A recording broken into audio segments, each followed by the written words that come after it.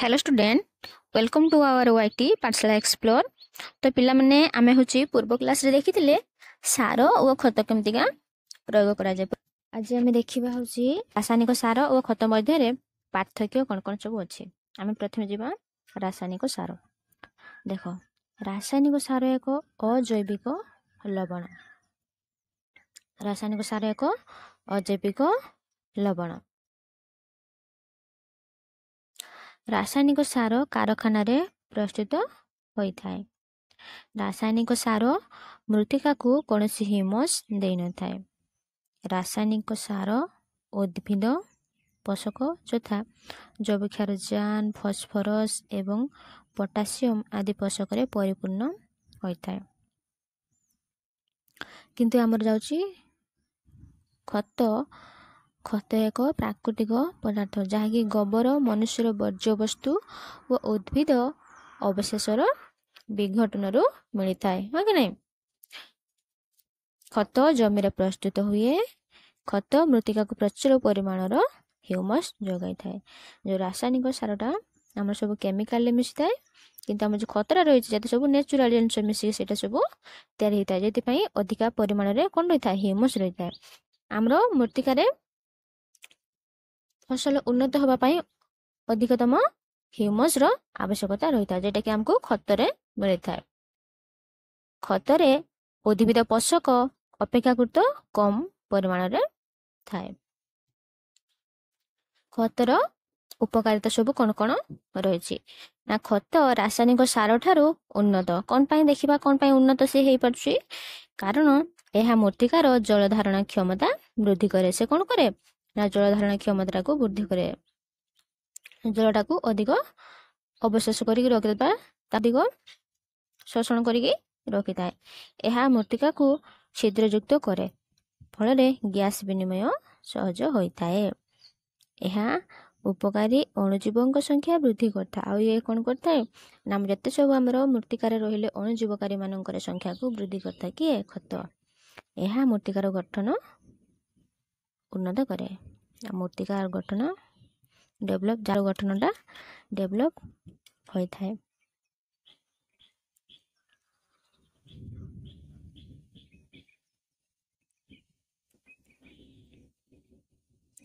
एबे जिबा फसलर पर्याय। फसलर पर्याय कौन ना फसल पर्याय द्वारा मध्य मृत्तिकारे पोषक पदार्थ परिपूर्ण हुए। यह गोटे जमी रे फसल बदल चाष करने द्वारा संभव हुए।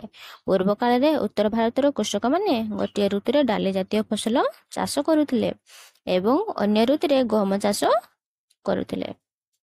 यह जमी रे जैविक अभाव को भरणा करथाय। एही पद्धति चालू रखिया पाई एबे कृषक माननकु प्रोत्साहित करा जाउछि।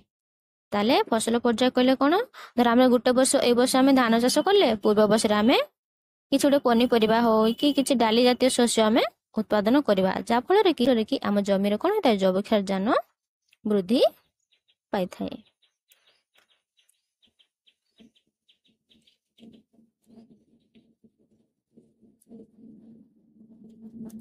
एबे देखिबा आमे जलसेचन। जलसेचन कहले कोन जलडा केमति का आमे कोन जे आमे जो वृक्ष लगेबा सेतरा आमे जल केमति का दबा ना बंचिबा पई प्रत्येक जीव जल आवश्यक करे। फूल फल एवं मंजीर समुचित वृद्धि व विकास पई जल आवश्यक होता है। चेर द्वारा जल अवशोषित हुए। जल सहित खनिज लवण व रासायनिक सार मध्य अवशोषित होता है। उद्भिद देहरे 90 भाग जल रही। उद्भिद भाग रे 90 भाग जल रही। जल द्वारा मंजी गजा हुए। पोषक पदार्थ जल रे द्रवीभूत होई उद्भिदर प्रत्येक अंश रे पहुंचे। जल फसल को उभय हिमपात एवं उत्तप्त वायु प्रभाव रक्षा करे। सुस्थ फसल वृद्धि पाई जमीर आर्द्रता रक्षा करने आवश्यक। यह नियमित जलसेचन द्वारा संभव होता है।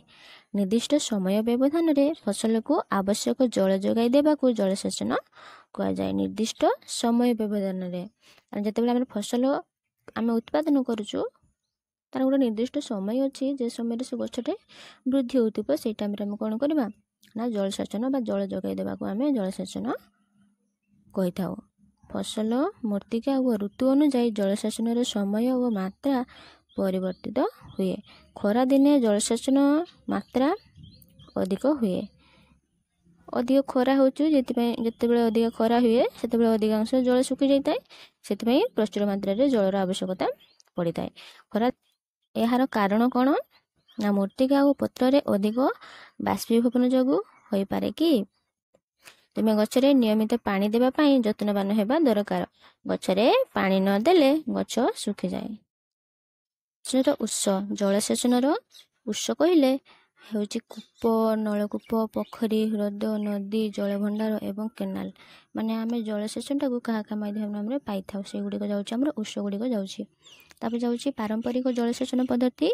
ପୁରାତନ ପଦ୍ଧତିରେ କୂପ, ନଦୀ, ନାଳରୁ ବିଭିନ୍ନ ଉପାୟରେ ମଣିଷ ଓ ଗୃହପାଳିତ ପଶୁମାନଙ୍କ ସାହାଯ୍ୟରେ ଶସ୍ତାରେ ଜଳସେଚନ ହେଉଥିଲା।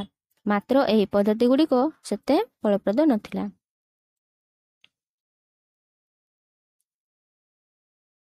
ଏବେ ଦେଖିବା ଆମେ ପୁରାତନ ପଦ୍ଧତି ଗୁଡ଼ିକ ହେଲା ଯେମିତିକି ଆସିଲା ମଟ, ଯେଉଁଟାକି ଆମେ ପୁଲି ପଦ୍ଧତି କହିଥାଉ, ତେଣ୍ଡା, ଚେନ୍ ପମ୍ପ, ଲିଭର ପଦ୍ଧତି।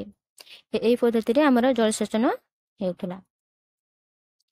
ଡିଜେଲ, ଜୈବ ଗ୍ୟାସ, ବିଦ୍ୟୁତ ଶକ୍ତି, ସୌରଶକ୍ତି ଚାଳିତ ପମ୍ପ ସେଟ୍ ଜଳ ଉଠାଇବାରେ ସାହାଯ୍ୟ କରେ।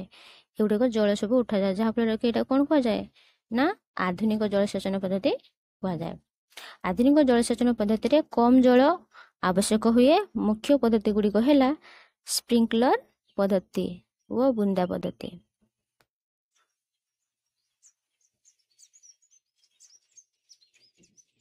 ଏବେ ଦେଖିବା ଆମେ ସ୍ପ୍ରିଙ୍କଲର ପଦ୍ଧତି ବା ଛିଞ୍ଚା ପଦ୍ଧତି। ନା ପର୍ଯ୍ୟାପ୍ତ ଜଳ ପାଉନଥିବା ଅସମତଳ ସ୍ଥାନରେ ଏହି ପଦ୍ଧତିରେ ଜଳସେଚନ କରାଯାଏ। ଲମ୍ବା ପାଇପରେ ନିର୍ଦ୍ଦିଷ୍ଟ ବ୍ୟବଧାନରେ ଘୂର୍ଣ୍ଣାୟମାନ ନଜଲ ଖଞ୍ଜା ଯାଇଥାଏ। ପମ୍ପ ସାହାଯ୍ୟରେ ଜଳ ମୁଖ୍ୟ ପାଇପ ଦେଇ ଗତି କରିବା ସମୟରେ ଘୂର୍ଣ୍ଣାୟମାନ ନଜଲ ଦ୍ୱାରା ବର୍ଷା ହେବା ଭଳି ଛିଞ୍ଚାଡ଼ି ହୋଇ ପଡ଼େ, ଯେଉଁଟାକି ବାଲିଆ ଜମି ପାଇଁ ଏଇଟା ବହୁତ ଜରୁରୀ। ଦେଖ এই যে চিত্রটি ଦେଖିପାରୁଛ ଏଇଟା ହେଉଛି ଆମ ସ୍ପ୍ରିଙ୍କଲର ଚିତ୍ର। ଦେଖ ଏଇଟା ଗୋଟେ କୂଅ ଟାଇପ୍ର ଅଛି। ଏଇଟା ଗୋଟେ ମେସିନ୍ଟା ଲାଗିଛି, ଭିତରକୁ ଯାଇଛି ପାଇପ୍ଟା।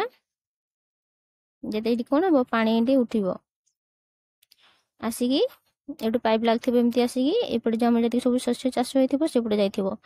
ଏଇଟା ସବୁ ପାଇପ୍ ମାଧ୍ୟମରେ ଗୋଟେ ଲାଗିଥିବ। ତାପରେ ଯେତେବେଳେ ପାଣି ଯିବ এই যে ପାଇପ୍ ସାଇଡ୍ରେ ଦେଖିବ ଛୋଟ ଛୋଟ ଟିକେ ଟିକେ ଟିକେ ଟିକେ ଟାଇପ୍ର ପାଣି ପଡ଼ୁଥିବ, ଛିଞ୍ଚି ଛିଞ୍ଚି ହେଲା ଭଳିଆ ପାଣି ପଡ଼ୁଥିବ। ପ୍ରାୟ ତୁମେ କେବେ ଗୋଟେ ପାର୍କ ଯାଇଥିବ କି ନର୍ସରୀ ପାର୍କ ଯେଉଁଠି ଚାଷ କରିଥିବେ ତୁମେ ପ୍ରାୟ ଦେଖିଥିବ এই ପଦ୍ଧତି ପ୍ରାୟ ସବୁ ଆପ୍ଲାଏ କରାଯାଇଥାଏ। ଦେଖିଥିବ ଟିକେ ଟିକେ ଟିକେ ଟିକେ ପାଣି ଛିଞ୍ଚି ହେଇକି ପଡ଼ୁଥାଏ। এটা କ'ଣ ସେଟା ହେଉଛି ସ୍ପ୍ରିଙ୍କଲର ସିଞ୍ଚନ ପଦ୍ଧତି। ଠିକ ଅଛି। ଏବେ ଯିବା ଆମେ ବୁନ୍ଦା ପଦ୍ଧତି। ଏହି ପଦ୍ଧତିରେ ଜଳ ବିନ୍ଦୁ ବିନ୍ଦୁ ହୋଇ ଉଦ୍ଭିଦ ମୂଳରେ ପଡ଼ିଥାଏ, ସେଥିପାଇଁ ତ ବୁନ୍ଦା କୁହାଯାଇଛି। ତେଣୁ ଏହାକୁ ବୁନ୍ଦା ବା ଡ୍ରିପ୍ ଜଳସେଚନ ପଦ୍ଧତି କୁହାଯାଏ। ଫଳ ଗଛ, ବଗିଚା ଓ ଅନ୍ୟ ଗଛ ମୂଳରେ ଜଳସେଚନ ପାଇଁ ଏହା ଏକ ଉତ୍କୃଷ୍ଟ ପଦ୍ଧତି। ଏଥିରେ ଜଳ ଆଦୌ ନଷ୍ଟ ହୋଇନଥାଏ। ଜଳ ଅଭାବ ଥିବା ଅଞ୍ଚଳରେ ଏହି ପଦ୍ଧତି ବେଶ ଉପାଦେୟ। ଦେଖ ଏଇଟା ବୁନ୍ଦା, ଏଇଟା କେବଳ ସେ ଗଛ ମୂଳଗାରେ ହିଁ ପାଣି ପଡ଼ିବ, ବୁନ୍ଦା ବୁନ୍ଦା ହେଇକି ପଡ଼ିବ, ଗଛ ମୂଳରେ ହିଁ ପାଣି ପଡ଼ିବ, ସେଥିପାଇଁ ବୁନ୍ଦା ଜଳସେଚନ କୁହାଯାଏ।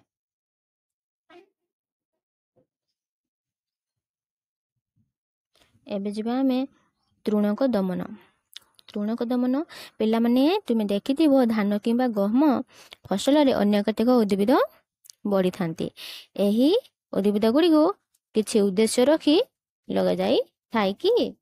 ତୁମେ କହିଲ ଏ ଯେଉଁ ଉଦ୍ଭିଦ ଗୁଡ଼ିକ କିଛି ଉଦ୍ଦେଶ୍ୟ ରଖି ଲଗାଯାଇଥାଏ କି? ତୁମେ ଦେଖିଥିବ ପ୍ରାୟ ଗଛମାନଙ୍କରେ ତୁମେ ପ୍ରାୟ ଦେଖିଥିବ ଫସଲ ଯେଉଁଠି ଲଗାଯାଇଥାଏ ସେଇଠି ଧର ଆମେ କିଛି ଧାନ ଗଛ ଲଗାଇଲେ ଧାନ ଗଛ ସହିତ କେବଳ କିଛି କିଛି ଦେଖିବୁ ମାନେ ଅଲାମଲା ଗଛ ଯେଟା ଆମେ କହୁଛେ ସେ ପୁଣି ବାହାରି ଯାଇଥାଏ, ତାକୁ କିଛି ଉଦ୍ଦେଶ୍ୟ ରଖିକି ଲଗାଯାଇଥାଏ କି? ନା ଜମିରେ ଫସଲ ସହିତ ଅନ୍ୟ କେତେକ ଅନାବଶ୍ୟକ ଉଦ୍ଭିଦ ଆପେ ଆପେ ବଢିଥାଏ। ହଁ କି ନାହିଁ, ସେ ଆପେ ଆପେ ବଢିଥାଏ। ଏହି ଅନାବନା ଗଛକୁ ତୃଣକ କୁହାଯାଏ।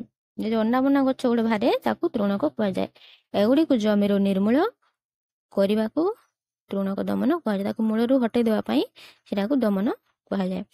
ଫସଲରେ ତୃଣକ ଦମନ ଏକାନ୍ତ ଜରୁରୀ, ନଚେତ୍ ଏଗୁଡ଼ିକ ଜଳ, ପୋଷକ ସ୍ଥାନ ଓ ଆଲୋକ ପାଇଁ ଫସଲ ସହିତ ପ୍ରତିଯୋଗିତା କରି ଫସଲ ବୃଦ୍ଧିରେ ବାଧକ ସାରିଥାନ୍ତି।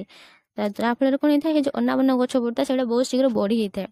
ବଢ଼ିଗଲେ କ'ଣ ହୁଏ, ଯେଉଁ ଆମର ଯେଉଁ ଗଛଟି ଲଗେଇଥିବା, ଧର ଧାନ ଗଛଟି ଲଗେଇଥିବା, ସେଥିରେ ଗୋଟେ ଅନାବନା ଗଛ ଗୋଟେ ବଢ଼ି ଯାଇଥିବ, ତାହେଲେ କ'ଣ ହେବ, ସେ ଯେଉଁ ଗଛଟି ବଢ଼ି ଯାଇଥିବ ସିଏ ଆମର କ'ଣ ହେବ ନା ଅଧିକ ମାତ୍ରାରେ ସେ କ'ଣ କ'ଣ ଜଳ ଗ୍ରହଣ କରିବ, ପୋଷକ ବି ପାଇବ, ଏବଂ ଯେଉଁ ସୂର୍ଯ୍ୟ ଆଲୋକ ରହୁଛି ସୂର୍ଯ୍ୟ ଆଲୋକ ପାଇକି ସିଏ ଆହୁରି ଅଧିକ ବଢ଼ିଯିବ। ଯାହାଫଳରେ ଆମେ ଯେଉଁ ଗଛ ଗୁଡ଼ିକ ଲଗେଇଥିବା, ଯେଉଁ ଚାଷ ଗୁଡ଼ିକ କରିଥିବା, ସେ ଗଛ ଗୁଡ଼ା କ'ଣ ଠିକ୍ ପରିମାଣରେ ପୋଷକ ପାଇପାରିବନି କି ସୂର୍ଯ୍ୟାଲୋକ ବି ପାଇପାରିବନି। ଯାହାଫଳରେ ଗଛ ଗୁଡ଼ିକ କ'ଣ ହେଇଯିବ, ଗେଡ଼ା ହେଇଯିବେ, ଆଉ ଯେଉଁ ଅନାବନା ଗଛ ଗୁଡ଼ିକ ବଢ଼ିଯାଏ। ଠିକ୍ ଅଛି, ତ ସେଥିପାଇଁ ଆମେ ସେ ଅନାବନା ଗଛ ଗୁଡ଼ିକ କ'ଣ କରିଥାଉ, ମୂଳରୁ ତାକୁ ଉପଡ଼େଇକି ଫିଙ୍ଗି ଦେଇଥାଉ ନେ, ସେଇଟାକୁ ତୃଣକ ଦମନ କୁହାଯାଏ। କେତେକ ତୃଣକ ଫସଲ ଅମଳରେ ବାଧା ସୃଷ୍ଟି କରନ୍ତି ଏବଂ ପ୍ରାଣୀ ଓ ମନୁଷ୍ୟମାନଙ୍କ ପାଇଁ ବିଷ ଭଳି ମଧ୍ୟ କାର୍ଯ୍ୟ କରିଥାନ୍ତି।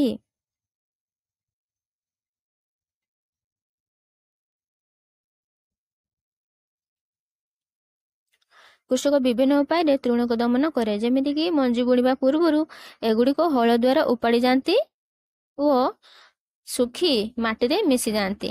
ଫୁଲ ଓ ମଞ୍ଜି ଧରିବା ପୂର୍ବରୁ ଏଗୁଡ଼ିକ ଦମନ କରିବା ଦରକାର।